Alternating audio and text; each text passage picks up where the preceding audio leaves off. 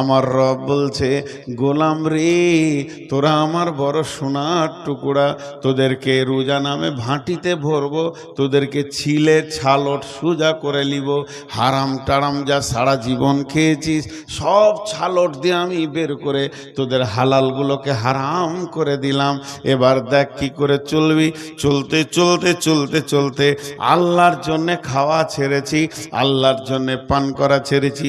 প্রচন্ড বৈশাখ মাস, রোজা চলছে, আর পিপাসায় ভিতরটা মরুভূমি হয়ে গেছে। কোনো কারণে আপনি মায়ের ওষুধ আনতে চলে গেছেন বহরমপুরে, ওষুধ পাওয়া গেল না বলে এই ওষুধটা একমাত্র বেলডাঙ্গা একটা ফার্মেসিতে পাওয়া যায়, সেখানে চলে গেলেন। ওষুধ নিয়ে যখন বাড়ি ঢুকছেন 1:30 বেজে গেছে। পিপাসায় মনে হচ্ছে বুক ফেটে গেছে, মাথা তাঁতা করে ঘুরছে। বিবিকে বললেন কলটা চেপে দেন, কিংবা সাবমার্সেল চালিয়ে দিলেন।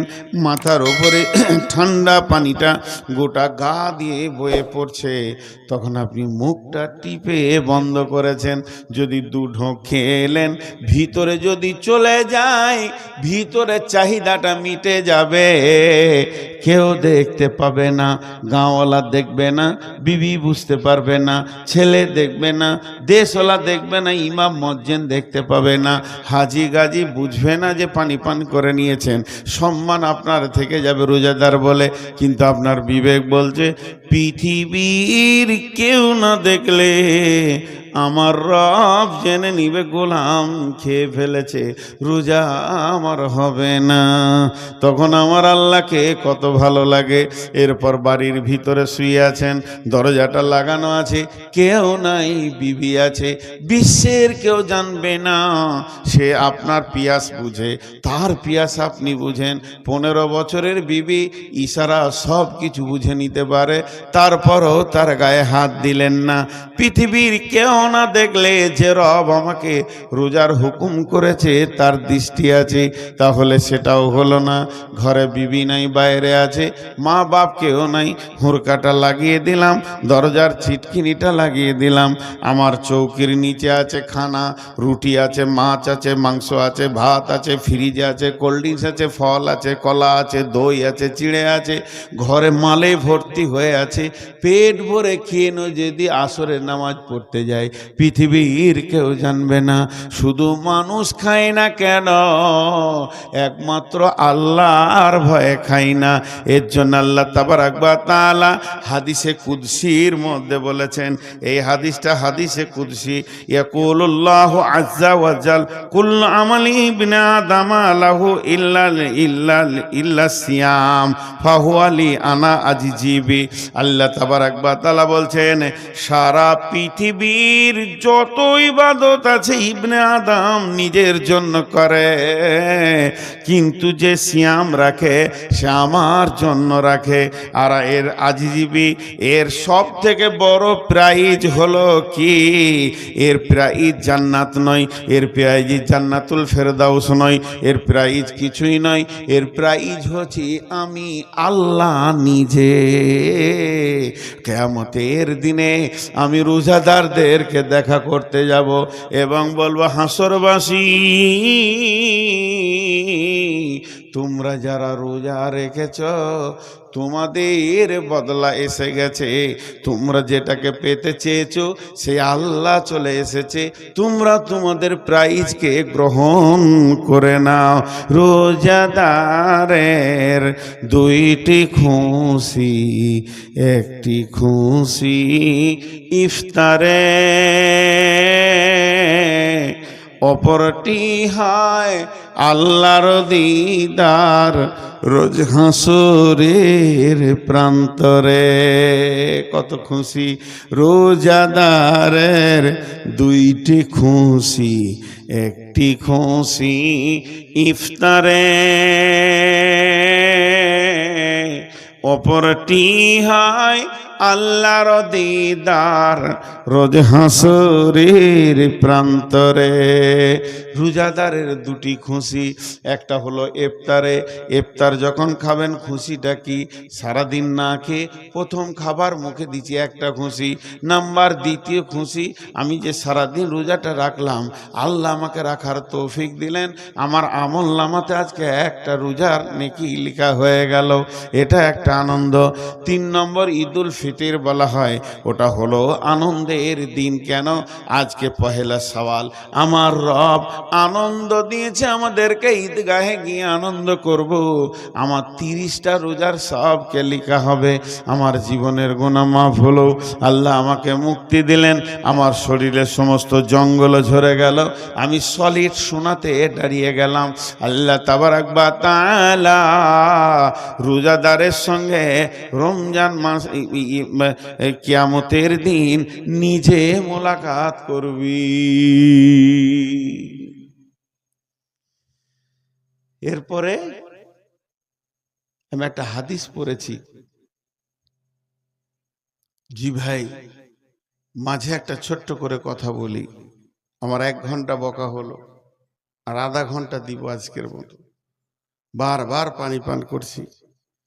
আমি চেয়েছিলাম যে 12টার আগে পর্যন্ত দেন। মানুষের একটা ধারণা, এই যে মৌলানা আউয়াল আছে, আমার আগে যিনি বক্তব্য রাখলেন, ভালো মানুষ। আমার নজরে, আমার যতটুকুই জ্ঞান আছে, পশ্চিমবঙ্গে যতগুলো বক্তাকে আমরা বেশি বক্তা দেখি, তো উনি একটা ভালো মানুষ, এবং ওনার যে ইলমেটা আছে, আমাকে 10 বছর পড়াবে। আমাকে প্রধান বক্তা করেছেন, উনি আমাকে 10 বছর পড়াবেন, এরকম মানুষ। কিন্তু মানুষ ওনাকে তুলে দিয়ে ওর কাছ থেকে খালি আদায় নিতে চায়। আদায় নেওয়া বাদ দিয়ে যদি 2টা হাদিস শোনেন, আপনার আমার জিন্দেগি চেঞ্জ হবে। ওই যে হয়ে গেছে, এই দিল, এই করো, ও জান্নাতে গেল, সুর করে আদায় করা যায় কিনা অনেকে বলতে যায় না, আমি জানি যাই। আমি যে আলেমদেরকে জিজ্ঞেস করেছি, সুর করে আদায় করা যাবে, অসুবিধা নেই।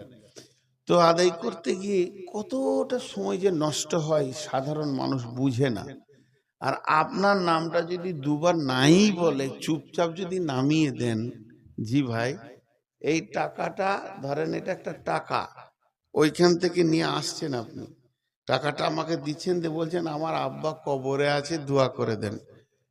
100 বার দোয়া চাইবেন, 100 বার, 100 বার, 100 বার, 100 বার, ঠিক আছে, ঠিক আছে, ঠিক আছে, ঠিক আছে, চাওয়া যায়, অসুবিধা নেই। একটা মুসলমানের কাছ থেকে দোয়া চাবেন না তো কি চাইবেন? গালগালের চাইবেন যে আমার খানিক খিস্তি করে দেন? দোয়া চাওয়া যায়। কিন্তু এর থেকে আর এক ধাপ আপারে আছে। কি আপারে আছে বলেন তো? আমার কাছে আপনি একটা মোবাইল কিনতে এসেছেন, বলছি এই মোবাইলটা 40,000, এই মোবাইলটা হচ্ছে 42,000, 2,000 টাকা বেশি, এর থেকে এটা অনেক গুণে ভালো, তো ভালোটাই আপনি নেবেন। দুটোই 40,000, এটা ভালো এটা খারাপ, ভালোটাই আপনি গ্রহণ করবেন। এবার ভালো একটা বলি, চুপচাপ টাকাটা টেবিলে দিয়ে বসে যান। কারণ দোয়া যাকে বলছে, সে আপনার কি দুশ্মন ছিল? আল্লাহর সাথে কি আপনার ঝগড়া হয়ে আছে? আমি বলে দিব যে আপনার বাপ জান্নাত যাবে? তার থেকে আপনি টাকা দিয়ে যদি বলেন, আল্লাহ আমি 2,000 টাকা দিলাম, আমার আব্বাকে মাফ করে দেন, আল্লাহ বেশি খুশি হবে। আমার গোলাম আমার কাছে চেয়েছে, আমার গোলাম আমার কাছে চেয়েছে, আল্লাহ এটা খুশি হবে, আল্লাহর সাথে আপনার সম্পর্ক জুড়বে। তো ভাই, চুপচাপ দিয়ে দেওয়ার মতো নিয়ামত কিছু নেই। চলেন আমি হাদিসটা নিয়ে একটু ব্যাখ্যা করি। পেছনে একটা লোক বসার জায়গা পায়নি, ওকে কিভাবে জায়গা দেবো? আমার চেয়ারটা দিব নাকি?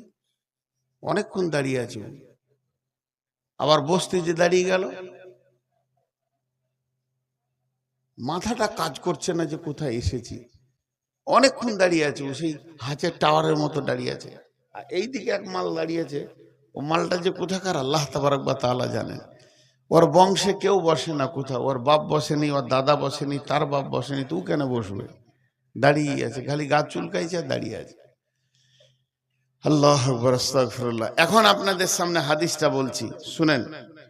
বিসমিল্লাহির রহমানির রহিম।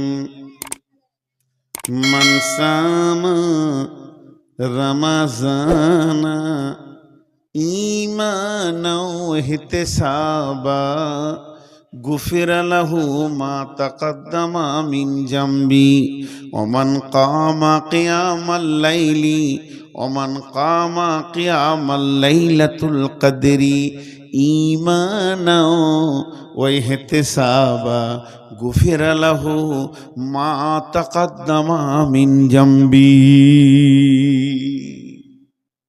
আমার কথাটা বোঝার চেষ্টা করেন।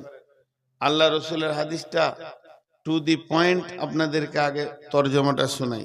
বিশ্বনবী বলছেন, যে ঈমান ইহতেসাবের সঙ্গে 30টা রোজাকে রেখে নিল বা 29টা, তার বিগত জীবনের অনেক গুনাহ মাফ হয়ে যাবে। কোন মুফাসসিরিন বলছেন সমস্ত গুনাহ মাফ হয়ে যাবে। আর কি বললো, কিয়ামাল লাইলি বলতে মানে তারাবি যে পড়লো 8 রাকাত, প্রতিদিন কামাই করলো না, কোয়ান্টিটি রেখে দিল। আর কিয়ামাল লাইলাতুল কদরে, লাইলাতুল কদর গুলোকে যে জাগলো, আল্লাহ নবী বলছেন গুফিরা লাহু মা তাকাদ্দামা মিন জামবি, তার পূর্বে যত গুনাহ আছে সব মাফ হয়ে যাবে। আবার কারো কারো মত সব নয়, মিন জামবি বলতে অনেক গুনাহ মাফ হয়ে যাবে। এখন সহজ ভাষাতে দুটি কথা বলি। রবিবার থেকে রোজা শুরু, যেদিন রোজা শেষ হবে ঈদের নামাজ পড়ে নিব, গোটা মাসটা রোজা রেখে নিব, জীবনের গুনাহ মাফ। আলহামদুলিল্লাহ বলতে ইচ্ছা করলো না? দেখেন কত খুশি হয়ে গেছেন আপনারা। আমি আরেকবার বলছি, কে বিড়ি ধরিয়ে দিয়েছে, বিড়ির গন্ধ আমি নিতে পারি না। আরে সুবহানাল্লাহ, পেছনেই কেউ বিড়ি ধরিয়েছে। ভাই যে বিড়ি খেয়েছিস বিড়িটা ফেল, আল্লাহ তোকে তৌফিক দেখ, জাহান্নামে গিয়ে বসে খাবি, ওখানে আগুনও পাবি বিড়িও পাবি। বিড়িটা ফেল। তোকে এখন বিড়ি খেতে মন গেল? ছি ছি ছি না, এখনো বন্ধ যেত না।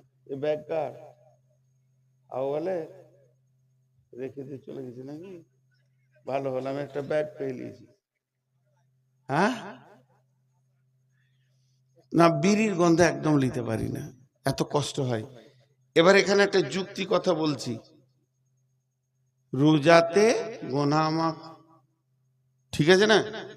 আর আল্লাহ রসুল বলেছেন, হাদিসটা বুখারী মুসলিমের হাদিস, পৃথিবীর কারো কাটার ক্ষমতা নাই।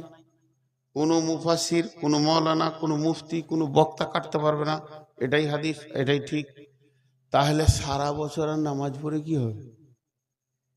চালাও, চুরি করো, বাটপাড়ি করো, বেঈমানি করো, লুচ্চামি করো, রান্ডিগিরি করো, বেশ্যাগিরি করো, আর যেখানে পাবে ডাকাতি করো, সুদ খাও, লুটে লাও, লুটেরাও হয়ে যাও, যা পারবে তাই করো। আর পশ্চিম দিকে যখন রোজার চাঁদ উঠে যাবে, গোসল করে মসজিদ ঢুকে পড়ো, আর ঈদের নামাজ পর্যন্ত রোজা রেখে লাও, জীবনের গুনাহ মাফ। কি বলেন? কথা বলে না? হবে কি হবে না? আরে গুনাহ মাফ হবে রোজাতে? আপনি না বলছেন কেন? নতুন বুদ্ধি বার করছেন কেন? হবে মা, চালান, লুটালুটি শুরু করে দেন। হ্যাঁ, যে যাকে পারবে মার্ডার করে, ছিনতাই করে, টাকা পয়সা করে লাও, সুদ খেয়ে, আবার সামনে বছর রোজা রাখবে, মা সব ক্লিয়ার। বাস দেখেন, একটা হচ্ছে শর্ত, একটা হচ্ছে মাশরুত। যখন শর্ত চলে যাই তো মাশরুত অটোমেটিক চলে যাই। এই কথাটা বুঝতে পারছেন? ইজা ফাতা শর্ত ফাতা মাশরুত। এটা শর্ত কেমন, একটা উদাহরণ দিয়ে আপনারা আমার দিকে ধ্যান দেন। আপনারা বলেছেন যে মাওলানা আপনি রমজান মাসে আমাদের এই ওয়াক্তিয়া মসজিদে তারাবি পড়ান। আমার সঙ্গে কথা হলো, কি কথা হলো, যে 30 দিনের তারাবিটা আমি পড়াবো। আপনারা বললেন যে আপনাকে ইনশাআল্লাহ 30,000 টাকা দিব, যান খুশি হয়ে। তাহলে আমার ওয়াদা তারাবি পড়াবো, আপনাদের ওয়াদা টাকা দিব, দুজন ওয়াদাতে দায়বদ্ধ হয়ে গেলাম। আমি একটাও তারাবি পড়াইনি, একটাও পড়াইনি। ঈদের দিনে টাকা নিতে এসছি, যে আমার সেই 30,000 টাকাটা। তখন আপনাদের কমিটি বলছে আপনি যে তারাবি পড়াননি, আমি নাই ওয়াদা খেলাপ করছি, তোমরা কেন করবো? হিসাব তো মিলছে না। আমি নাই বেঈমান হলো তো তুমিও বেঈমান হয়ে যাবে আমার দেখা দেখে। তোমরা ইমানদার থাকো, টাকা দাও। আচ্ছা হবে, বলেন হবে? ওয়াদা আমি খিলাফ করেছি, এই জন্য আপনার ওয়াদা খিলাফ হচ্ছে না। আমি যখন নামাজটা পড়ালাম না, অটোমেটিক তখনই টাকাটা আমার বাতিল হয়ে গেল। ওই নামাজের ওপরে শর্ত ছিল, তেমনি রোজার দুটি শর্ত আছে, এটা আমরা খেয়াল করি না। আল্লাহ রসুলের ভাষাটা দেখেন, দুটি শর্ত আছে। বিসমিল্লাহির রহমানির রহিম, আমার আঙ্গুলের দিকে তাকান, হাতের দিকে। মানসামা রামাজানা ঈমানাও, একটা শর্ত হলো ওয়াহিতেসাবা। এই দুটি শর্তের পরে নবীজি বলছেন গুফিরা লাহু মা তাকাদ্দামা মিন জামবি, যার রোজাতে ঈমান থাকবে, ইহতিসাব থাকবে, ওই রোজাটাতে গুনাহ মাফ হয়ে যাবে। এটা কি বলেন? কি পানি? আপনারা বললেন পানি, আমি মুখে দিচ্ছি, আমি জানি এটা পানি নাকি।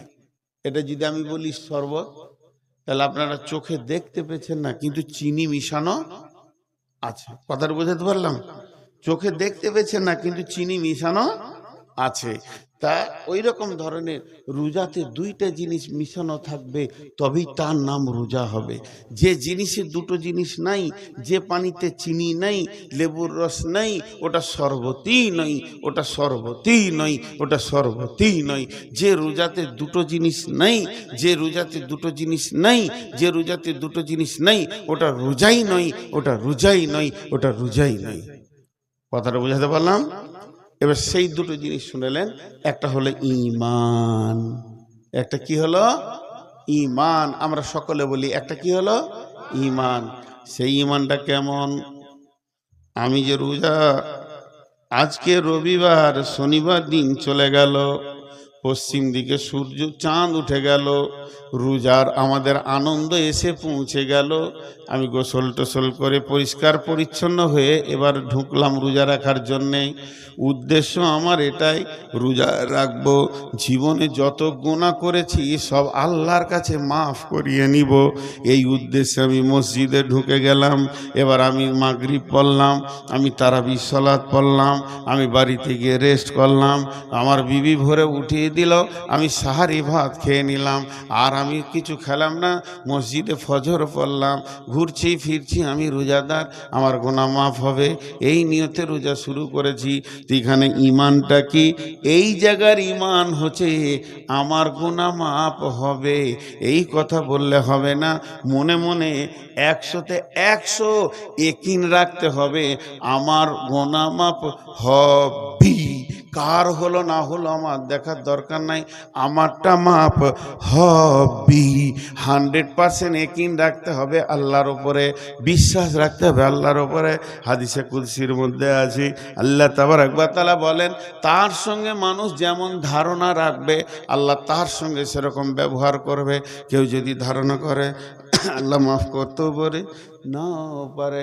কেউ ধারণা করছে আল্লাহ আমার গুনাহ মাফ করবে না, কেউ ধারণা করছে আমি যত বড়ই গুনাহ করি না কেন আমার রব আমাকে মাফ করবে। তো যে যেমন ধারণা করবে, এখানকার ধারণা হলো, এখানকার ঈমান হলো আমার গুনাহ মাফ হবে 100%। এই ঈমানে কমতি রাখলে চলবে না। আজ থেকে 20-25 বছর আগে আমাদের নামাজের শেষে সব হাত তুলে দোয়া করতাম না ভাই? যাক, ওটা আস্তে আস্তে বোঝা গেল। বড় বড় আলিমরা যারা বড় বড় সার্চিং করছে, এখনকার ছেলেদের ব্রেন আল্লাহ দিয়েছেন, তারা মদিনা থেকে সার্চিং করে দেখছে যে না এগুলো বেদাত, সেগুলো আমরা ছেড়ে দিয়েছি। শুধু উদাহরণ দেওয়ার জন্য একটা জিনিস আপনাদেরকে দেখাচ্ছি। ধরেন আমি আপনাদের ঈমান, সবে কদরে রাত জেগেছি, 400-500 লোক আমার সঙ্গে সব সলাৎ পড়লো, সারা রাত নামাজ পড়ে কাঁদা কাটা। এখন ছেলেরা এসে বলছে হুজুর একটু দোয়া করেন, ফজরের আর মাত্র 5 মিনিট আছে, সাহারি খেতে যাওয়া, একটু দোয়া করেন। তো কাঁদছি আমরা, মসজিদে আলোগুলোকে নিভিয়ে দিয়ে আঁধার করে দোয়া শুরু করেছি। উদাহরণ দিচ্ছি, আমি খুব জোরে জোরে দোয়া করছি, আল্লাহ তুমি মাফ করে দাও, এ আল্লাহ তুমি ক্ষমা করে দাও, এ আল্লাহ আমি চুরি করেছি, জেনা করেছি, ব্যভিচার করেছি, মদ খেয়েছি, আল্লাহ তুমি মাফ করে দাও, আমার মতো বড় সুদখোর কেউ নাই, আল্লাহ তুমি মাফ করে দাও, তুমি তো মাফ করবেই, এর জন্য রহমতের মাস দিয়েছো। আমার সামনে ইমাম সাহেব কাঁদছে, মজ্জেন কাঁদছে, অঝর নয়নে কাঁদছে, হাজি গাজী মাস্টার ডাক্তার সবাই যেন ডুকরে ডুকরে কাঁদছে, আর মনে মনে ভাবছে আল্লাহ মাফ হয়ে যাবে, আল্লাহ তুমি মাফ করে দাও, মাফ হবেই হবে। এরই ভিতরে একজন আমার সামনে বসে রয়েছে, হাতটা এমনিকে ধরে যাওয়া, খালি মাঝে মাঝে বলছে আয় আয়, ওর মনটা বলছে মাফ হতেও পারে না পারে। এর নাম ইমান লয়, এর নাম ইমান লয়। কথা বুঝতে পারলেন? আজ কি সুগারের চাপটা খুব বেশি হয়েছে, এর নাম ইমান লয়। এটা হলো ফাজলামা করা, এহতেসাব। দ্বিতীয় নম্বর শর্ত হলো এহতেসাব বামানা ইখতিলাস। এইখানটা তোমার কেউ দেখতে পাবে না, তুমি ছাড়া, তোমার আল্লাহ ছাড়া কেউ বুঝবে না।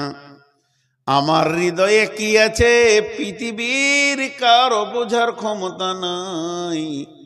এই জায়গাটা আমার মাবুদের সঙ্গে সম্পর্ক। তুমি তোমার হৃদয়কে একবার জিজ্ঞেস করো, তুমি কেন রোজা রেখেছ? টিউ দেখেছেন? বাইসাইকেলের টিউ দেখেছেন? আহা, একটা টিউ এনে জালসা করা দরকার ছিল। বাইসাইকেলের টিউ দেখেননি?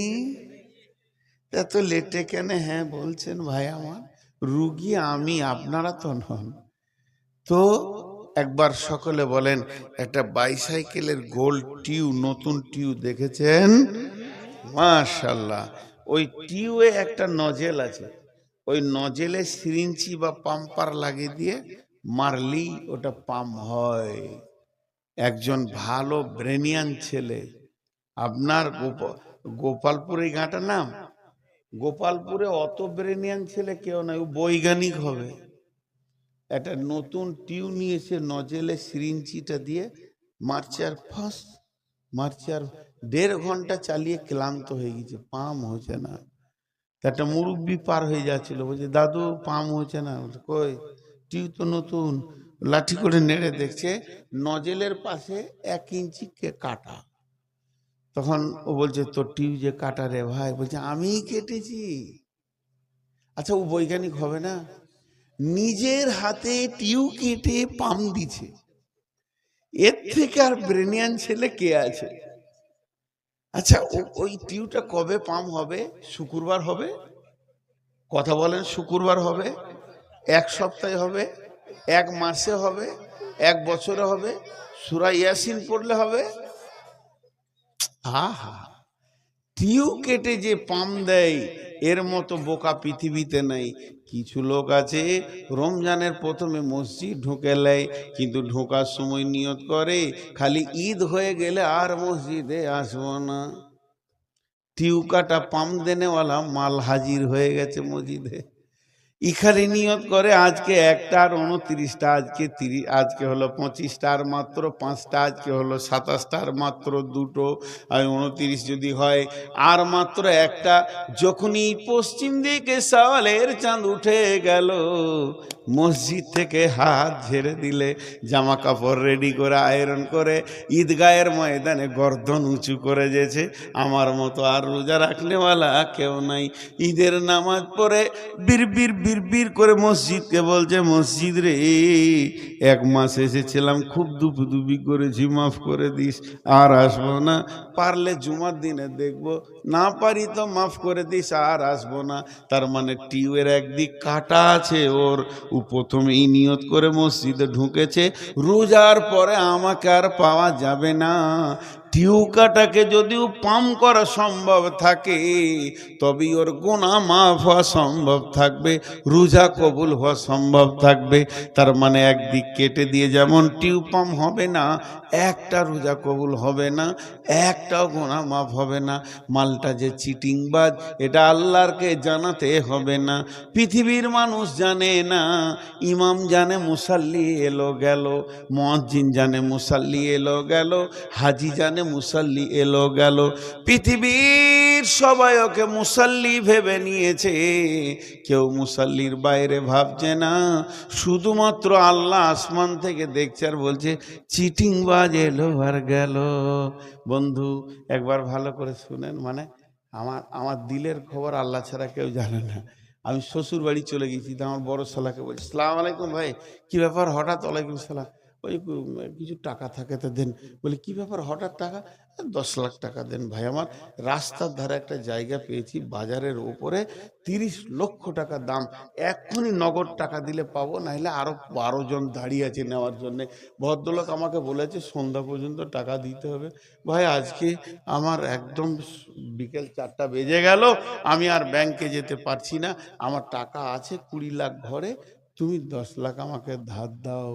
ওকে বলছি কি জানেন, আজকে তো বৃহস্পতিবার, কালকে শুক্রবার জুমার দিন কোথাও যাব না, শনিবার ব্যাংকে গিয়ে লাভ নাই, রবিবার বাদ দিয়ে সোমবার টাকা এনে আপনি ঘরে থাকেন আর না থাকেন ভাবির হাতে দিয়ে চলে যাব। ভাই 10 লাখ টাকা দেন, জমিটা 10 কাঠা জমি, অর্ধেক তোমার বোনের অর্ধেক আমার হবে। ও মনে মনে ভাবছে জাগা বোনের তো 5 কাঠা হচ্ছে, তা টাকাটা ধার দিই। একদম কসম, কোনো চিন্তা নেই, টাকা সোমবার তুমি বিকালে পেয়ে যাবে, সকালে ব্যাংকে গিয়ে আমি এনে দিব। এমন করে বলছি, বিচারা বুঝতে পারলে না 10 লাখ টাকা ঘরে ছিল দিয়ে দিলে। আর ভিতরে আমি মনে মনে বলছি কত সোমবার যাবে রে, তো খালি টাকা দিয়ে দেখ, তোর চুলদারি পেকে যাবে, 1 টাকা উদ্ধার করতে পারবি না। তোর বোন আছে আমার কাছে। চিটিংবাজি করা শালার সঙ্গে যায়, শ্বশুরের সঙ্গে যায়, কিন্তু আল্লাহর সঙ্গে যায়? এরা আল্লাহর সঙ্গে চিটিংবাজি করে যারা রোজাতে ঢুকে আর পালায়। এরা কত এদের বুকের সাহস, আল্লাহর সঙ্গেও চিটিংবাজি করে। জি, এই চিটিংবাজ মাল হয়তো আপনাদের এলাকায় নাই। আমাদের এলাকায় রমজান মাসে ভিড় দেখলে মনে হবে যে মসজিদ পরিপূর্ণ হয়ে গেছে, কিন্তু আসলে পকেট মারের দল। ওরা না এলেই মসজিদে শান্তিতে 5 ওয়াক্তের নামাজিরা শান্তিতে নামাজ পড়বে। তো আল্লাহ নবী বলছেন মানসা মারামাজানা ঈমানাও ইহতিসাবা, তুমি আগে 100% ঈমান রাখো, এই রোজাতে আমার গুনাহ মাফ হবে। আর দ্বিতীয় নম্বরে ইহতিসাব করো, তুমি ইখলাস করো। রোজা আমাকে যা জ্ঞান দিয়েছে, আমি আর জ্ঞান বশত 5 ওয়াক্তের নামাজ ছাড়ব না, আর হারাম খাবো না। আমাকে ভাত হারাম করে দিয়েছিল, রুটি হারাম করে দিয়েছিল। রমজান মাসে যদি ভাত রুটি থেকে বেঁচে থাকতে পারি, তাহলে অন্য মাসে কেন সুদ জুয়া থেকে বেঁচে থাকতে পারবো না? আমার হালাল বিবিটাকে আল্লাহ তাবারাক ওয়া তাআলা রমজান মাসে আমার জন্য হারাম করে দিয়েছিল। নিজের পরিচিত বিবিটা থেকে যদি বেঁচে থাকতে পারি, রমজান পার হয়ে গেলে পরের মেয়ের কাপড় ধরে টেনে লাভ হবে না। আল্লাহ তাবারাক ওয়া তাআলা বলছেন, নবীজি বলছেন, তুমি যদি ঈমান আর ইহতিসাব, একটা হলো গুনাহ মাফ হবেই, আর একটা হলো জ্ঞানবশত আর গুনাহ করব না, এই নিয়তে রমজান মাসে যদি ঢুকে যাও, তোমার সুসংবাদ হচ্ছে জীবনের গুনাহ মাফ। ভাইয়া আপনারা যেভাবে বসে আছেন, তাতে আমাকে আরো চালাতে হয়, কিন্তু গত পরশুদিন, কালকে জালসা ছিল না, বকতে বকতে মাথাটা দুবার ঘুরে গেছে। এই সপ্তাহতেই সুগারের চাপটা বেশি, যে এটা আল্লাহ দেওয়া, বাস আল্লাহ দিয়েছেন, শরীরে আছে। এখন দুটি কথা মসজিদ নিয়ে বলবো। রমজানের পাঠটা শেষ করে দিলাম এখান থেকে। তো আল্লাহ আমাদেরকে রোজা রাখিয়ে মুত্তাকি বানিয়ে নেন, মুত্তাকি বানিয়ে নেন। আর এই মুত্তাকি থাকতে গেলে সারা জীবন আমাদের মধ্যে 10টা গুণ থাকতে হবে। এই 10টা গুণ খালি তর্জমা করে দিয়ে তারপরে মসজিদ নিয়ে 2 মিনিট কথা বলে আমি পুরা 1:15 ছেড়ে দিব। মাত্র 15 মিনিট আপনাদের কাছ থেকে আমি ক্ষমা চেয়ে নিচ্ছি 2 ঘন্টা থেকে। বিসমিল্লাহির রহমানির রহিম।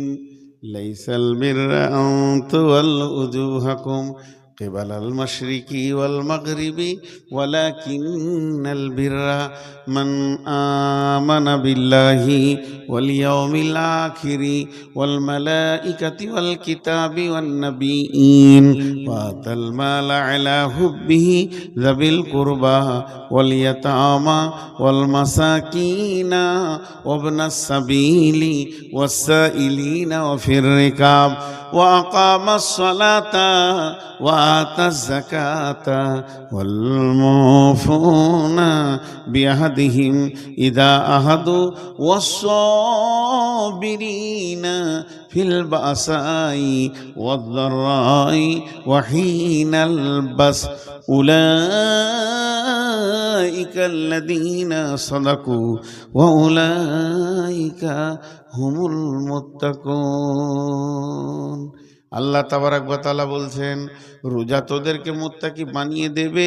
এই মুত্তাকি যদি তোদেরকে থাকতে হয় তাহলে শুধু পূর্ব পশ্চিমে মাথা ঠুকে দিলে হবে না, আল্লাহর ওপর ঈমান আনতে হবে, আখিরাতের ওপর ঈমান আনতে হবে, ফেরেশতার ওপর ঈমান আনতে হবে, কিতাবের ওপর ঈমান আনতে হবে, নবীদের ওপর ঈমান আনতে হবে, মাল দান করতে হবে এবং সালাত আদায় করতে হবে, যাকাত দিতে হবে, ওয়াদা করলে ওয়াদা পূরণ করতে হবে, বিপদ আপদে আর আপনার কিনা জিহাদের ময়দানে ধৈর্য ধারণ করতে হবে। এই 10টা গুণ যার ভিতরে আছে, এই 10টা গুণে যে লোকটি গুণান্বিত, আমার আল্লাহ বলছেন উলাইকাল্লাযীনা সাদাকু, এরাই হলো প্রকৃত সত্য, ওয়া উলাইকা হুমুল মুত্তাকুন, এরাই মুত্তাকি।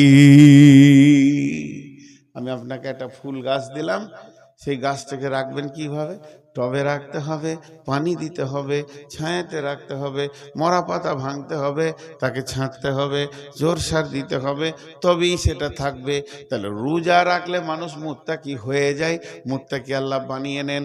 এই মুত্তাকিত্বটাকে যদি রাখতে হয়, দীর্ঘদিন জিয়ে রাখতে হয়, দীর্ঘদিন বাঁচিয়ে রাখতে হয়, তো অন্য আয়াত বলছে তোকে আল্লাহর ওপর ঈমান আনতে হবে, আখিরাতের ওপর ঈমান আনতে হবে, কোরআনের ওপর ঈমান আনতে হবে, নবীদের ওপর ঈমান আনতে হবে, ফেরেশতার উপর ঈমান আনতে হবে, 5টা মাল দান করতে হবে, রোজা নামাজ পড়তে হবে, যাকাত দিতে হবে, ওয়াদা করলে ওয়াদা পূরণ করতে হবে এবং বিপদ আপদে তোকে জিহাদের ময়দানে ধৈর্য ধারণ করতে হবে। এই 10টা গুণ যার ভিতরে থাকবে, আমার আল্লাহ বলছেন ওই লোকটা হলো প্রকৃত মুত্তাকি।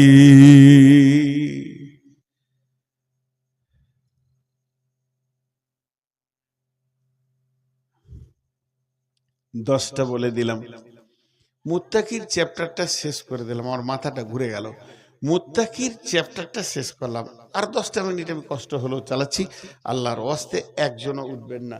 বিসমিল্লাহির রহমানির রহিম।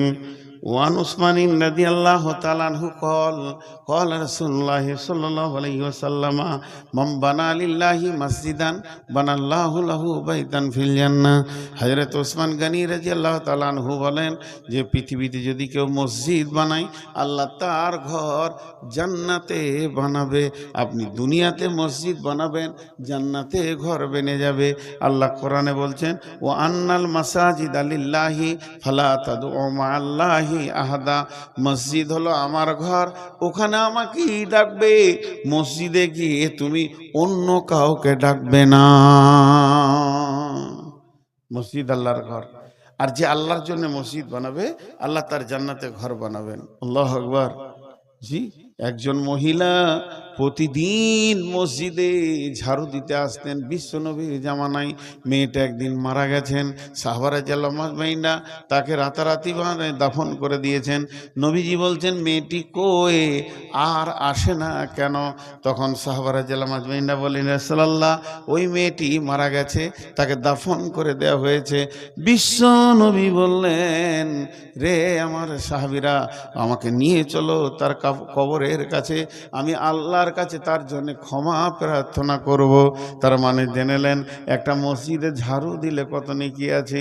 ওইটা শুধু নয়, ওয়ানাবি হুরায়রা রাদিয়াল্লাহু তাআলা আনহু قال রাসূলুল্লাহ সাল্লাল্লাহু আলাইহি ওয়াসাল্লাম সাবাতুন ইযিল্লুহুমুল্লাহু ফি যিল্লিহি ইয়াউমুল লা যিল্লা ইল্লা যিল্লুহু। আল্লাহর নবী বলছেন, হযরত আবু হুরায়রা বলছেন, বিশ্ব নবী নবী মুহাম্মদ রাসূলুল্লাহ সাল্লাল্লাহু আলাইহি ওয়াসাল্লাম বলেছেন, এমন একটা দিন আসবে, কঠিন কিয়ামতের দিনে কোনো ছায়া থাকবে না, মানুষ নাফসি নাফসি নাফসি নাফসি করবে, শুধু একটা ছায়া থাকবে, সেটা আল্লাহর রহমতের ছায়া। আমরা ছোট থেকে বলে বলে এসেছি, ছায়াটার নাম হচ্ছে কি আরশের ছায়া। জি না, আল্লাহর রহমতের ছায়া। এই ছায়াতে 7 শ্রেণীর লোক বাস করবে। যারা পৃথিবীতে 7খানা আমল করেছে ওই ছায়াতে জায়গা পাবে। 7টাই নয়, যে কোনো একটা করবেন ওই ছায়াতে জায়গা পেয়ে যাবেন। তার মধ্যে একটা হলো ওরাজুলুন কালবুহু মুআল্লাকুন ফিল মাসাজিদি। ওই লোক যার দিলটা, যার হৃদয়টা আল্লাহর ঘর মসজিদে টাঙ্গা আছে। মসজিদ যেন তার হৃদয়, মসজিদ যেন তার ভালোবাসা, মসজিদকে সে হৃদয় দিয়ে ভালোবাসে। আল্লাহর ঘর মসজিদ তার দিলের মধ্যে টাঙ্গা আছে, তার দিলটা মসজিদে টাঙ্গা আছে। ওই লোকটা আল্লাহর রহমতের ছায়াতে বাস করবে। দেখেন কত সুন্দর সুন্দর কথা। শুধু তাই নয়, আল্লাহ তাবারক ওয়া তাআলা বলছেন, বিসমিল্লাহির রহমানির রহিম, ইন্নামা ইয়ামুরু মাসাজিদাল্লাহি মান আমানা বিল্লাহি ওয়াল ইয়াউমিল আখিরি ওয়া আকামাস সালাতা ওয়া আতাজ যাকাতা ওয়া লাম ইয়াখশা ইল্লাল্লাহ ফাআসা উলাইকা ইয়াকুনু মিনাল মুহতাদিন।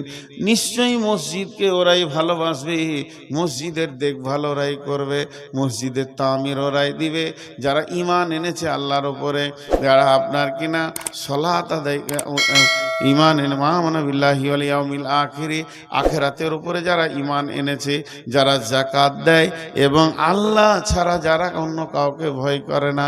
ইন্নামা ইয়ামুরু মাসাজিদাল্লাহি মান আমানা বিল্লাহি, আল্লাহর উপরে ঈমান এনেছি, ওয়াল ইয়াউমিল আখিরি, আখিরাতের উপরে ঈমান আছে, ওয়া আকামাস সালাতা, যারা সালাত আদায় করে, ওয়া আতাজ যাকাতা, যারা যাকাত দেয়, ওয়া লাম ইয়াখশা ইল্লাল্লাহ, আল্লাহ ছাড়া কাউকে ভয় করে না।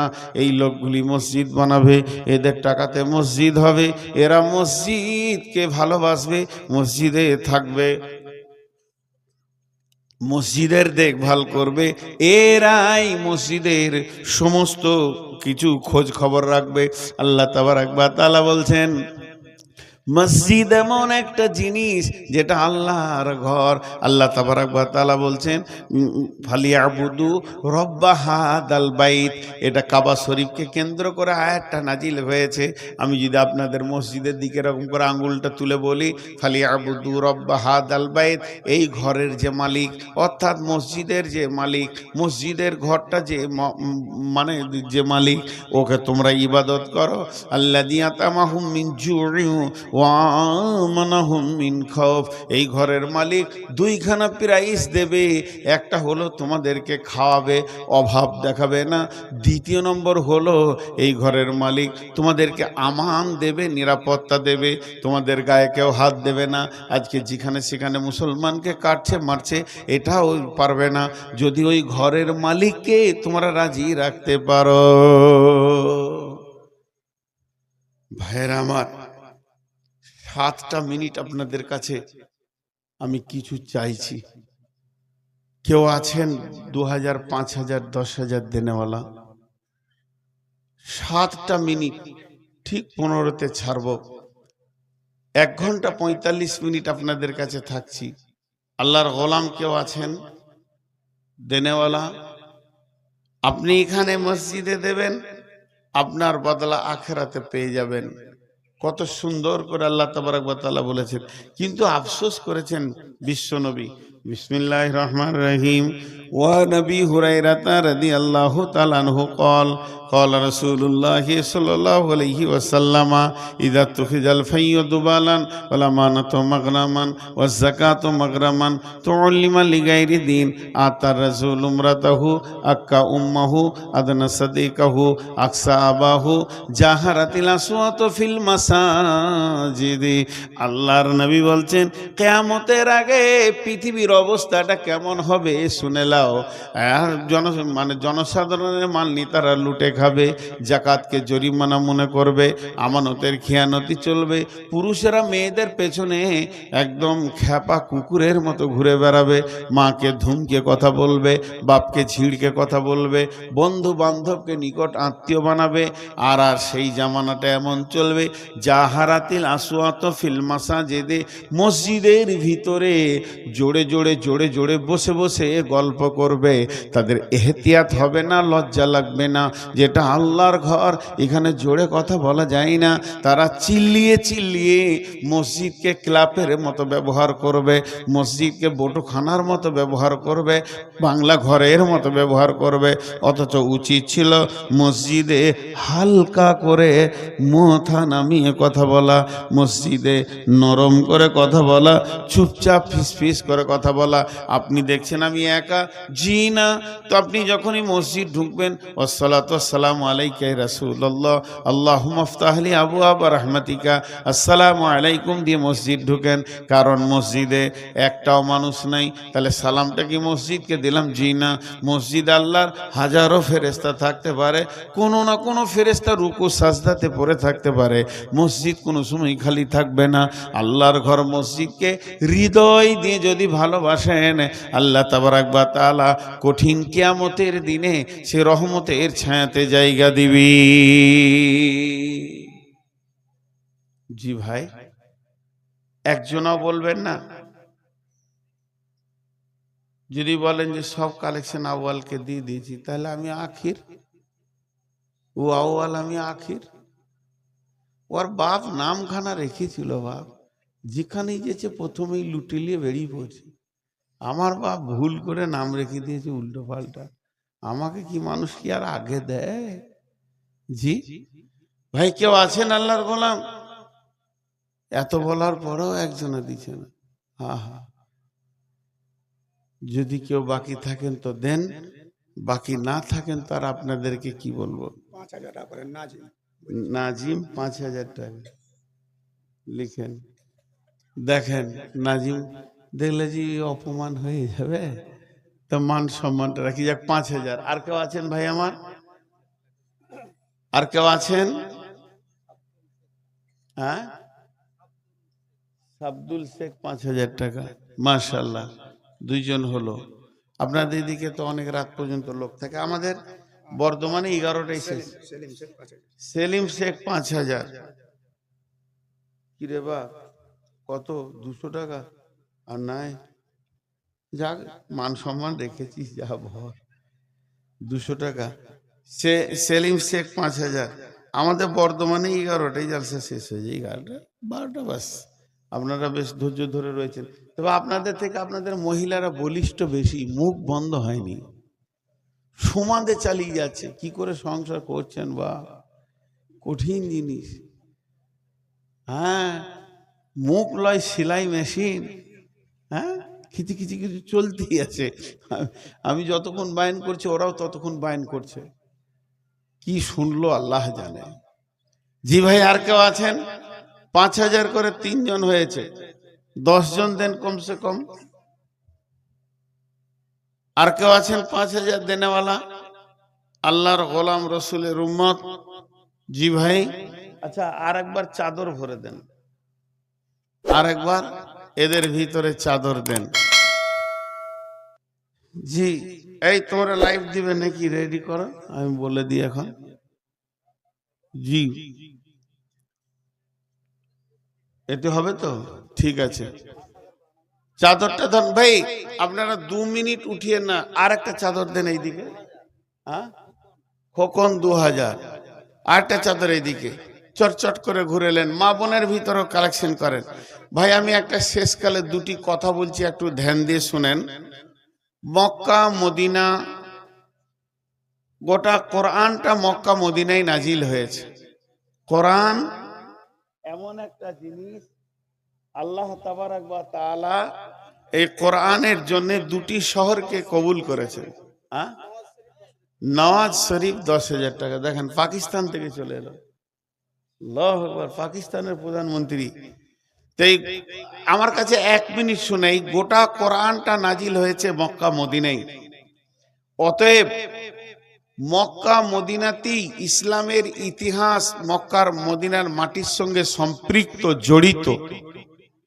1 মিনিট ধ্যান দেন, ওরা কালেকশন করছে, টাকাটা দিয়ে দেন, আমার দিকে ধ্যান দেন। তো মক্কা মদিনা মানুষ দুই ভাবে যায়। আবার যারা মেধা ছেলে তারা সেখানে পড়তে যায়, তারা আবার আমাদের থেকে আরো ভালো জানেন বোঝেন। দুই ভাবে যায়, মানে হয় উমরায় যায়, না হয় হজে যায়। হজ উমরা কিন্তু একটা ইবাদত। এখন হজ আর উমরাকে নিয়ে প্রতিটি গ্রামে গলিতে গলিতে এজেন্টের শেষ নাই। যে একবার উমরা করে আসছে সে তার পরের দিন এজেন্ট হয়ে যাচ্ছে। আর তাকে যদি জিজ্ঞেস করা হয় যে আরাফাত মানে কি, মুজদালেফা মানে কি, মিনা মানে কি, কাবা শরীফটার কি ইতিহাস জানে না। বিধায় যদি কেউ হজ বা উমরা করতে চান আমার নম্বরে যোগাযোগ করবেন। আমি এই 2 বছর থেকে নিজে ট্রাভেলস করে মানুষকে সাথে নিয়ে যাই। আমার 2টি গ্রুপ যাবে, একটা রোজার পর, একটা মানে কোরবানির নামাজের পর, একটা ঈদের নামাজের পর, একটা ঈদুল আজহার পর। যে কোনো গ্রুপে আসতে পারেন। টাকা পয়সা ছাড়া তো কোনো ইবাদত হয় না, কিছু ইবাদত আছে। এই জন্য আল্লাহ তো কোরআনে বলে দিয়েছেন, মানিস্তাতা ইলাইহি সাবিলা, যদি তোমার সেই রাস্তার ক্ষমতাটা এসে যায় তুমি যাও। আবার অনেক আলিম বলছে ওয়াতিম উমুল হজ্জা ওয়াল উমরাতা, হজ এবং উমরাকে পুরা করো। বিধায় হজ উমরা একটা ইবাদত। আপনাদেরকে বারবার বলছি, যেতে চাইলে আমার নম্বরে যোগাযোগ করবেন। আর ইনশাআল্লাহ সাদা বাঙালিয়ানা খাবার হবে, ভালোভাবেই যাবেন। কিন্তু একটা কথা বলি, যেমন টাকা তেমন খরচ। আজকে কম্পিউটারের যুগ, হোটেলের ভাড়া কত, প্লেন ভাড়া কত দেখে নিতে পারবেন। 3টে আছে, একটা 90,000, একটা 1 লাখ, 1,10,000। 1,10,000 যিনি দেবেন তিনি 90-এর তো 90-ওয়ালা তো ওর মতো হতে পারবে না। প্লেন নর্মাল হয়ে যাবে, হোটেল নর্মাল হবে। 1,10,000 দেবেন, সে একটু আপারে থাকবেন। বিধায় 3টে প্যাকেজ আছে, যে প্যাকেজে ইচ্ছা আপনি ঢুকতে পারেন। হজ বা উমরা করলে আমার সঙ্গে যোগাযোগ করবেন। ওই ধারটা যাও বাবু, এই ধারটা, ওই ধারে বসে আছে, ওই ধারটা হয়নি। যাই হোক, আপনাদের সামনে আমি বারবার বলছি, হজ বা উমরা করলে আমার নম্বরে যোগাযোগ করুন। এই ধারটা জান, এই ধারটা, ওই যেখানে কটা লোক বসে আছে, মাশাআল্লাহ।